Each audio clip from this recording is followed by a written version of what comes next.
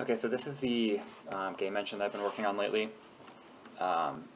There's a client and a server, and you'll see that when I start the debugger, both the client and the server start at the same time, which is convenient, and the console windows get allocated nicely. The client output window only shows up if you're using a debug configuration, because obviously you don't want this to show up when you're actually playing the game. So I've been working on the first couple screens of like the login, account creation, character creation process, so you can create an account.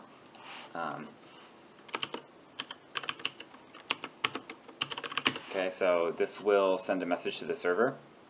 The server, so you can see the server received a message from localhost. It knows how to parse the first 8 characters as a checksum. The next 2 characters are the opcode, which represents like the message type. In this case, 04 represents create account. And then based on the opcode it received, it knows how to parse the remaining part of the packet as a list of arguments. In this case, it knows how to parse an account name and a password. And that actually creates a record in a SQLite database. So you can open it up here. You can see Blue1 right here with a hashed password. We can close that. You'll also see that it does validation for account name uniqueness. So it failed to create an account, and that's because the account already exists. So you'll also notice that the client gets a response back from the server. The way that I have this working is the server is pretty simple. The server loop basically is just listening for packets, incoming packets, and then handling them. The client is a little bit more. Its loop basically does, while there are packets in the socket buffer, it will handle those first. Then it will handle any window messages like keyboard input or mouse input, and then it will update the simulation and render the scene.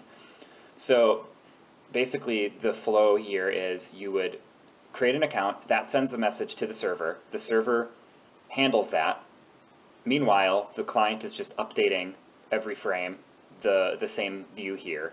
Then as soon as it receives a message back from the server, depending on whether account creation was successful or not, it will display an error message or a success message. So the code that I have to do that is probably not scalable. I think I need to invest in like a more robust event system, and I've been doing some research on the best way to do that in C++, but it's just it's a little hairy, so I haven't gone down that road yet, but I most certainly will need to sooner rather than later.